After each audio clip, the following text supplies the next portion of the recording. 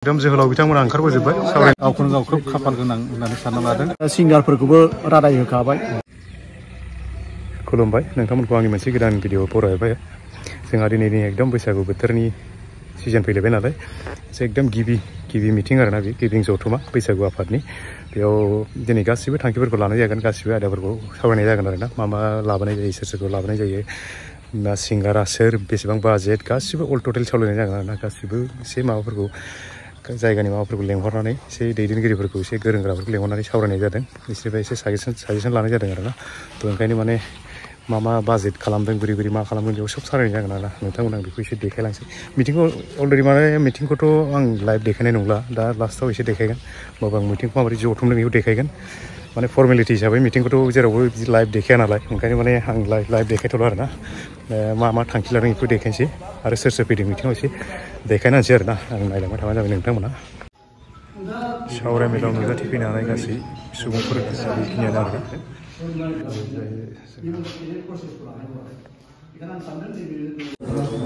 सावराय मेला अलरेडि जोब्बाय आरोना। आं लाबाय थायाखिसै माबाखौ सावरायनायखौ, मानो होनबा माने सावरायनायाव एसे उसुबिदा जायोना। सावरायनायाव बेबायदि जानला मोनला भिडिअ'जों जेबो रावबो लाखाया नालाय आंबो लायाखिसै आरोना। थ' सावराय मेलखौ फोजोब्बाय बेखिनियावनो। सावराय मेलाव नुजाफैनो हानाय जोंहा सारमोन दङ ना, बेजों सावरायनाया माबायदि जाखो आरो बोरै बोसोन होलांखो सारमोनाव एसे सोंनानै नायसै नङा होमबा। आं एसे सोंनोसै। दे सारा देग्लायथ' बिराद गोगोम खुंनो नागिरबाय नङा होमबा माबा जोंनि बैसागु फोरबोखौ। एसे सारा माबायदि रायजोफोरखौ माबायदि खावलायो फैनो एसे बुंनानै होदो। आदसा खुलुमबाय। दिनैनि बे नोलोबारि बैसागो फोरबो आफादनि दिनै थामथि बैसागो फोरबो जिथु सावरायमेल बाव फैनानै खोब गोजोननाय मोन्दों आरो जिथु हाबाफारि लादों खोब गोजोनथाव। थारमाने बिखेककै मोनसे मेल मिटिं खुंनोबा रांखान्थि नङाबा जाया नालाय, जिथु रांखान्थि खांनायनि प्रसेस बेखौ जे लादों लाखि कुपन, बेखौ लानायखौ खोब गोजोननाय मोन्दों। बिथांमोनखौ आं बे बैसागो फोरबो आफादखौ साबायखर होनांगोन। आरो बिनि दारैनो हयथ' रायजो राजाफ्रा सोरबा रां होनो कालेक्सन खालामनो थांबा रांखौ होआ, नाथाय लाखि कुपनखौ होयोबा नोंसोर लागोन। गावनि भाग्यखौ नायो, गोसोखौ मोजां मोनगोन। हयथ' माबा मोनसे मोनगोन, मोनाबा आफादनो माने मोनसे 100 थाखा दान होनो आरो बिराद बुरजा लसबो जाया नङा होमबा। आरो आं साबायखर बावगोन, देग्लाय थांनाय बोसोर जेरैबायदि खुंदों सेथि नैथि बावखौ, बेनिखायनो नैबे थामथि बैसागो फोरबो फालिनाय बे खोब मोजां जागोनखौ आं सानदों। दिनैथ' मोनबाय, दा सिंगारफोरखौबो रादाय होखाबाय, 20,000 एडभान्सखौनो हरबाय। हाबाफारियाथ' जाफुंसारसिगोन। आलासि लेंहरनाय बेफोरखौ फ्राय थामथिम जाबाय।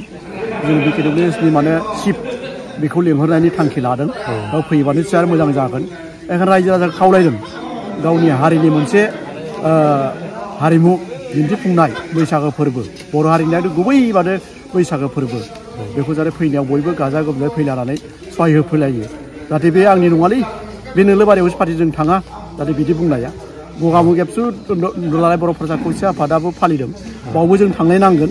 गाजा गोमजायै जों लैहोर थांनानै जों हेफाजाब हैनांगोन। आरो नैबे नोलोबारि बैसागो फोरबो आफादावबो जाहाथे लैहोर फैलायनानै हेफाजाब होलायो आरो सोनखारिलायनाङा। माबा मोनसे माबा जादोंबा, गोरोन्थि जालायदोंबा बुंलायनानै फोसाबनाया जोंनि थांखि आरो आं बेखौ खावलायदों।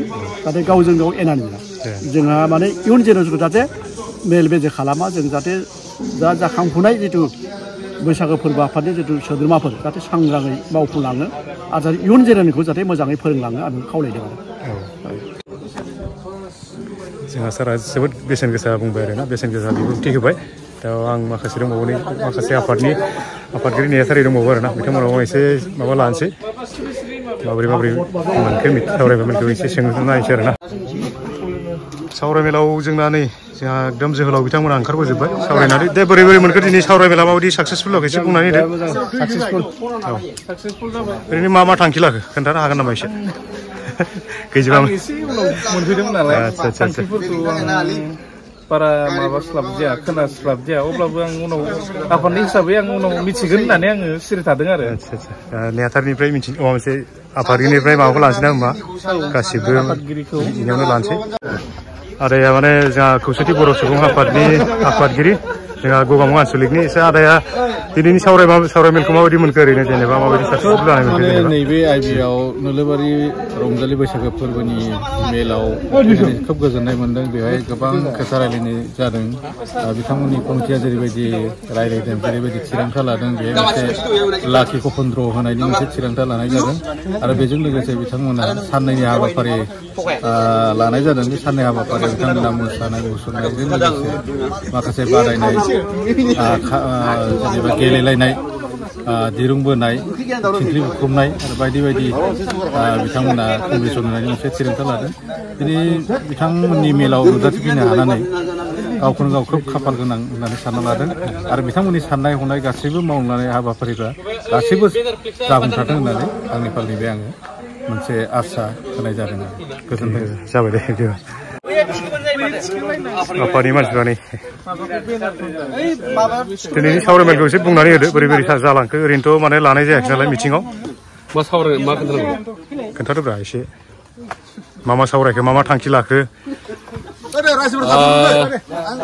देग्लाय खुंगा थामथि बैसागु फोरबो फालिथाय नोलोबारि बैसागु फोरबो आफादनि दैदेननायाव एप्रिलनि 21-22 सुनिबार देवबार सानथामनि हाबाफारि लानानै नोलोबारिनि जोंनि साननैनि हाबाफारि लानानै नोलोबारिनि जाहा गेवलां फोथाराव जों लानो सानदों बेवहाय रायजोफोरखौ फैनो खावलायबाय बायदि रोखोमनि आइटेम बेयाव लानाय जादों बैसागुजों सोमोन्दो गोनां गोबां मोसानाय बादायनाय थाखाबाय दिरुं बोलायनाय थाबाय आइजोफोरनि आरो हौवाफोर सेक्सननिबो दं गोबां बैसागुजों सोमोन्दो गोनां बादायनाय थानायजों लोगोसे देग्लाय बोसोराव सिंगारबो फैगोन बेजों लोगोसेनो मोनसे इम्पर्टेन्ट बुस्थु लादों देग्लाय लाखि गिफ्ट कुपन सोरनि खाफालाव मा दं बेखौ जों ओइदिनखालि नायनो मोनगोन लटारि होनना बुङो जायखौ लटारिया जोंना गोबां माने मोजां बुस्थु दं रयेल एनफिल्ड दं आइफन दं वाशिं मेसिन दं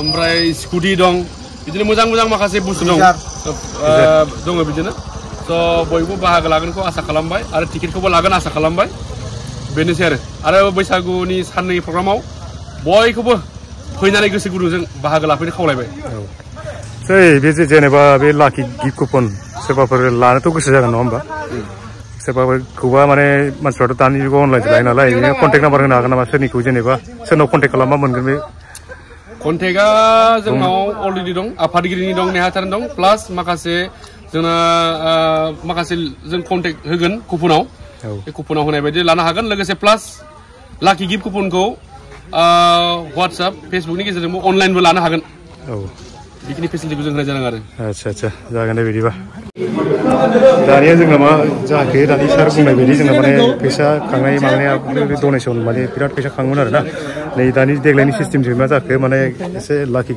गिफ्ट कुपन बे स्टाइलै मा फैसाखौ जोङो खांनो नागिरदों आरोना ओंखायनो माने आं एसे माबा लादों एसे देखायनोसै नोंथांमोना गोसोबा लानो हागोन आरो बुकिं खालामनो हागोन अनलाइनबो बुकिं खालामनो हागोन लोगोसे अफलाइनबो सोरबा फैनानै लांफैनो हागोन बेखौ आं एसे उनाव रायलाय जोंहा देग्लाय माने सिंगार लाबोनायनि रिक्सखौ नैबे बिथाङा जोंहा ट्रेजारार बिथाङा रिक्स लादों दा ओरैनो अफिसियेलि एनाउन्समेन्ट खालामना होदो सोरखौ लाबोनाय जागोन ओरैनोथ' मिथियाखैमोन नङा होमबा पस्टारखौथ' दिहुनाखै दा सिगांग्रो अफिसियेलि एनाउन्समेन्ट खालामग्रोनो हायो नङा होमबा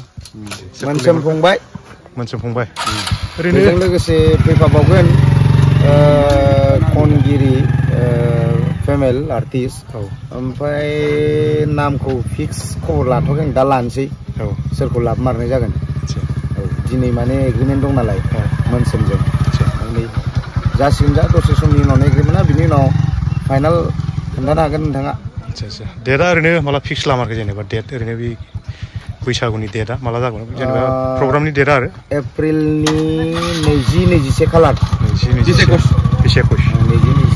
21 माने फैयोबा जोंनि सिंगारखौ नुफैसिगोन आरो नङा नुफैसिगोन 21आव नुगोन 21आव बेनि सिगांनो आरो फैबावनो हागौ बायदि 20 खालारावबो लाबोनो हागौ माने खाथियाव फैयो जेसे माने सिंगाराबो बारायबाय थायो नङा होमबा थांनाय बोसोरावबो जों 7-8जनसो लाबोदोंमोन देग्लायबो एसे सोलायबावनो हागौ नामा खिन्थु सिंगारा मोनसोमा फिक्स आरो ओमफ्राय आरो बेजों लोगोसे बायदिया जाखायो साब्रै साबासा कम्पालसरि जोंनाव फैखायो नायनोसै नङा होमबा समखौ फैग्रोथोंसै बैसागु फोरबो जानायनि सिगां जों नै पस्टारखौ माने दिनै फार्स्ट लगायना दोनबाय आरोना अफिस हिसाबै बेखौ बाहायसिगोन थांनाय बोसोरावबो बेखौनो अफिस सिस्टेमै बाहायदोंमोन जोङो माने पारमानेन्ट नङा नालाय गासिबो आइबिनिसो बयनिबो अपेनिं ओंखायनो माने जि सिजन फैयो माने बेयाव बिसोरो बाहायो आरो दा नैबे जोंनि सिजन फैलायबाय नालाय नैबे बुस्थुखौ जोङो दिनैनिफ्राय अफिस हिसाबै बेयाव बेनार होना दोनबाय आरोना बेनिफ्राय जों जागायसिगोन बिथिङा अलरेडि जोब्बाय थांबाय माखासे बैसागु खुंग्रा माबाखौ दाख्लै देखायदोंमोन आङो मेन पेन्डेला बेखौ माबायदि बेसेबांसिम माबायदि आवगायनानै जाखो बानायनाया बेखौ एसे देखायनोसै आरोना नोंथांमोननो नोलोबारि माबानि आन्सलिक डेभेलपमेन्ट कमिटिनि आफादगिरि नेहाथारि दंफैयो बिसोरनि दसे उनाव मिटिं दं नालाय बिसोरबो जमा जानानै दंखायो बेखौ नायदों आरोना बोरै बोरै जाबा बोरै बोरै माबादों जाजमेन्ट खालामदों आरो नैबेयाव ओरैजाय अपेन माबा दङ अपेन फ्लर दं आरोना नैबाव मोसाग्रा जिथुनाखि माने कम्पिटिसनखौ जों नैबे गाहायावसो मोसायो ओमफ्राय बै गोजौआव सिंगारफोर मोसायोबा बेयाव सिंगार आरो सोरबा आर्टिस्ट मोसायोबा बे गोजौआव लांनानै मोसायो आरोना ओमफ्राय अपेन माबाखौ मोसाग्रा नैबाव दा बिदि जाबाय आरोना माबाया थ' मिटिङा जोबनानै फैबाय सावरायनाया बेखिनियावनो जोब्बाय आरोना बे भिडिअखौ माबायदि मोनदों नोंथांमोनहा एसे कमेन्ट खालामना होदो शेयार खालामना होदो लोगोसे लाइकबो खालामना होदो आरोना एसे गोदानै फैदोंबा साबस्क्राइब खालामना होदो भिडिअ बेखिनियावनो